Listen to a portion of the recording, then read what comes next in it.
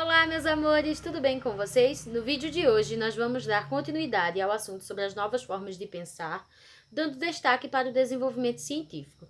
Na aula anterior, nós falamos sobre o que deu origem a esse desenvolvimento científico e também as principais correntes filosóficas que surgiram, o empirismo e o racionalismo. No vídeo de hoje, nós vamos falar sobre as principais áreas afetadas por esse desenvolvimento científico.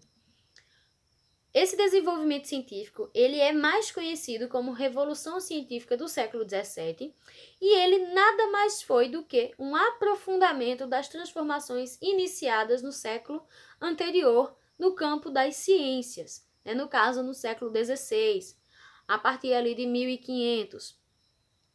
Isso tudo, gerou no campo científico grandes inovações, grandes transformações que tinham se iniciado ali com a questão do renascimento cultural, com o humanismo, com as reformas religiosas, o desenvolvimento da imprensa, a questão da consolidação dos estados modernos. Então, tudo isso acabou abrindo esse novo leque de possibilidades para que a ciência ela pudesse, de fato, se desenvolver.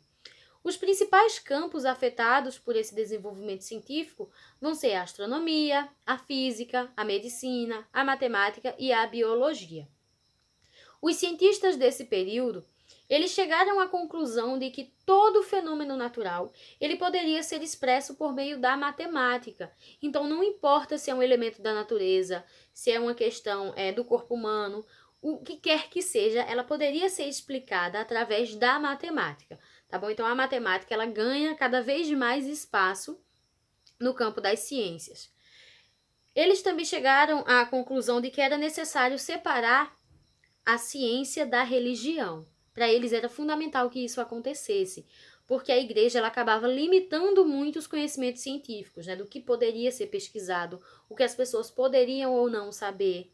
Então a igreja ela limitava muito esse conhecimento. Então deveria existir sempre essa questão da separação entre a igreja e o conhecimento científico. E eles também buscavam sempre uma objetividade nas ciências. A ciência ela tinha um objetivo e esses objetivos, cada vez mais, eles ganhavam novos rumos, novos sentidos.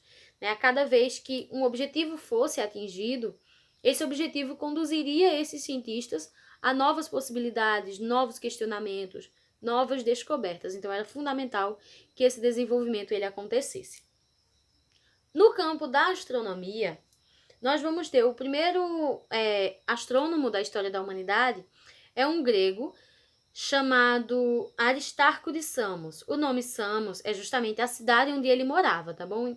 Nessa época, o nome dos principais pensadores gregos, principais filósofos gregos, estavam sempre relacionados com o local onde eles moravam. Por isso que é Aristarco de Samos. Ele era um astrônomo e também matemático grego que viveu no século III. Ele teria sido o primeiro criador da teoria de que o Sol seria o centro do universo. Só que ele não tinha como provar isso. A Igreja Católica, durante toda a Idade Média, ela dizia que, na verdade, o centro do universo era a Terra e que todos os planetas e o Sol giravam em volta da Terra. Era a teoria chamada de teoria geocêntrica, ou teoria do geocentrismo.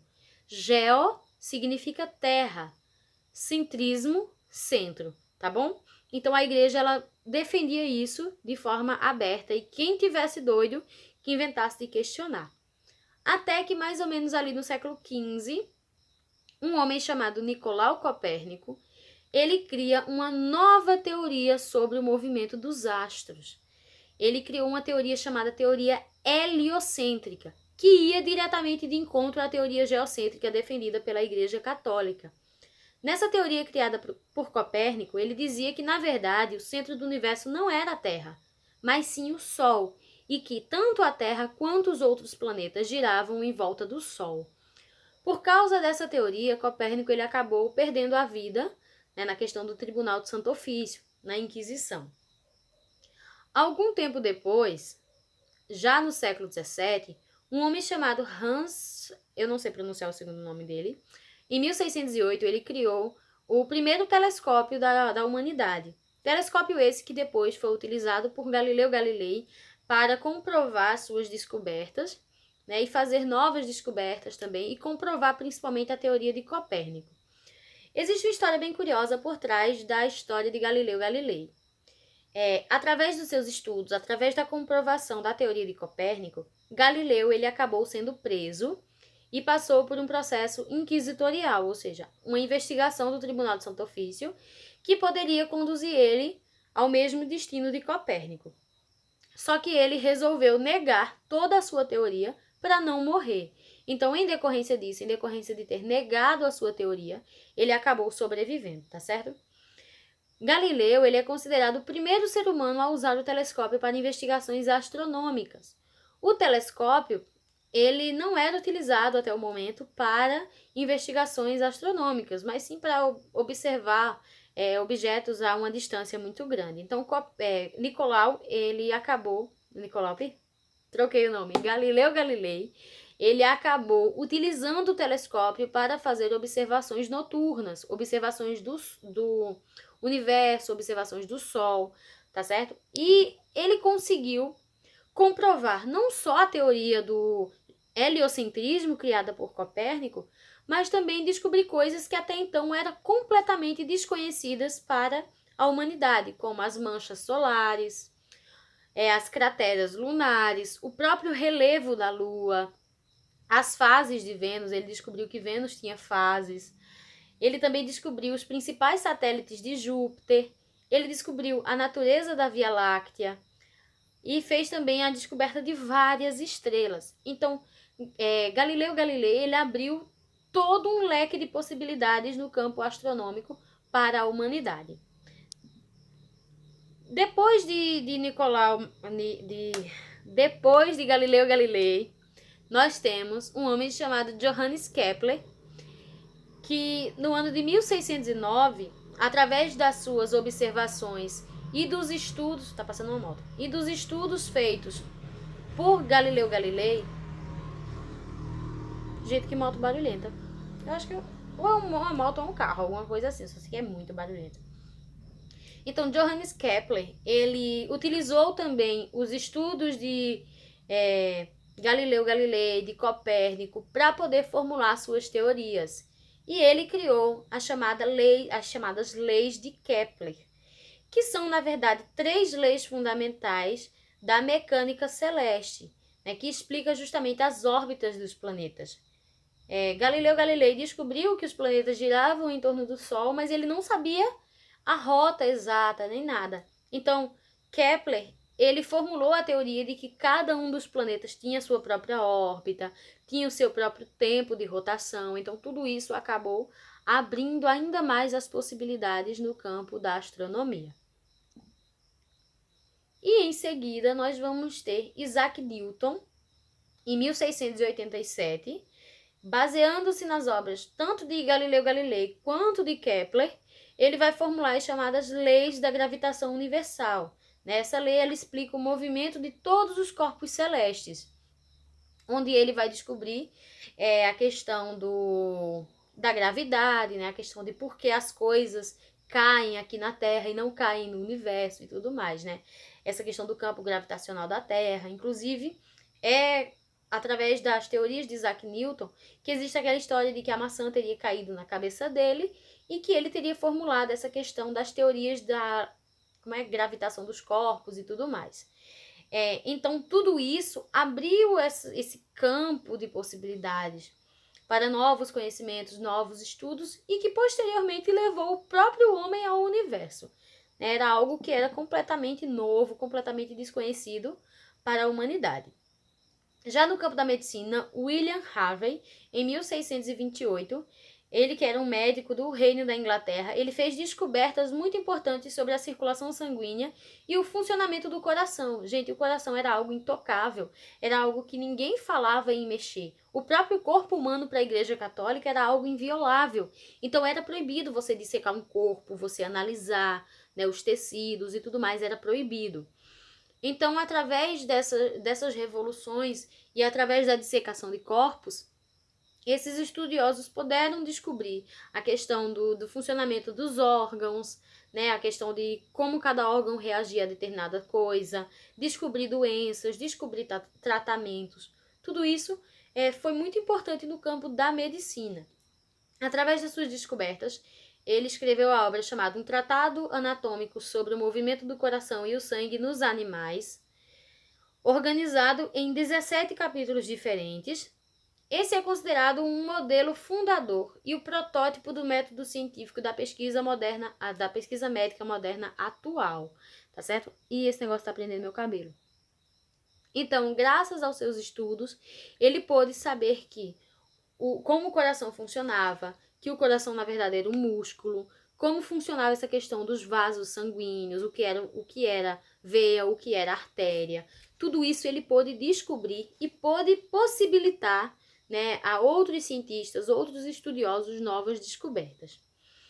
Usando apenas uma lupa, que era o instrumento que eles tinham na época, né, ele deduziu que o coração é um tipo de músculo ao observar o seu movimento de contração e relaxamento. Ele também descobriu a diferença entre veias e artérias, a diferença entre diástole e sístole. Diástole seria um pouco difícil de explicar porque não é minha área, mas diástole seria justamente o momento em que o coração relaxa e a sístole seria o momento que o coração contrai. Então, seria mais ou menos esse movimento de pulsar do coração, a diferença entre a contração e o relaxamento, que fazia com que o sangue circulasse no nosso corpo. Ele também descobriu que a circulação sanguínea é um sistema fechado e circular, ou seja, o sangue, nesse movimento de pulsar do coração, ele percorre todo o nosso corpo em um ciclo, tá certo? Então, todas essas possibilidades de descobertas fizeram com que as ciências elas pudessem dar um avanço muito grande. E no campo da biologia, Anton van, não sei pronunciar o resto, ele contribuiu para o aperfeiçoamento do microscópio. Ele foi o primeiro a fazer observações microscópicas de materiais biológicos. Né? Seu microscópio usava apenas uma lente pequena e quase esférica, ou seja, era algo bem precário, era algo bem simples, mas que permitiu a ele observar embriões de plantas, os glóbulos vermelhos do sangue, os espermatozoides presentes no sêmen de animais. Ele também identificou a existência de micro-organismos como os protozoários. No campo da biologia, isso vai abrir possibilidades muito grandes, né, para a questão depois do próprio desenvolvimento das teorias de Charles Darwin, né, de seleção natural, evolução natural e tudo mais. Vou passar aqui.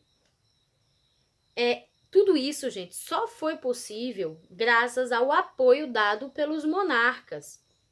Lembra que no vídeo anterior a gente falou sobre a consolidação dos estados modernos? Esses estados modernos, né, possibilitaram as ciências se desenvolver. De que forma? Esses monarcas eles passaram a incentivar essas pesquisas científicas, criaram locais específicos para essas ciências, criaram condições também de materiais, né, condições físicas como um todo para que isso pudesse acontecer. O maior exemplo disso nós vamos ter a fundação das primeiras instituições científicas, no caso a Real Sociedade de Londres para o Melhoramento do Conhecimento Natural. Existe o nome disso tudo em inglês, mas eu não sei pronunciar, então coloquei ele todo em português. Ele foi criado no Reino da Inglaterra em 1660. Na França, a gente teve a fundação da Academia das Ciências, que também tem o nome em inglês, mas eu também não sei pronunciar, e foi criada somente 6 anos depois da primeira instituição. Então vejam que essas instituições, elas abriram ainda mais possibilidades, criaram um ambiente propício para esse desenvolvimento. Depois desses 2 órgãos de pesquisa, foram criados vários outros em vários lugares, tá certo? Da própria Europa. Então tudo isso acabou fazendo com que essas ciências, essas descobertas, elas se espalhassem. Na próxima aula nós vamos falar sobre os outros campos de desenvolvimento, tá bom? Fiquem com Deus, um forte abraço, se cuidem sempre, tá bom? Qualquer dúvida que vocês tiverem, é só passar um zap para mim que eu respondo, tá bom? Fiquem com Deus. Tchau, tchau.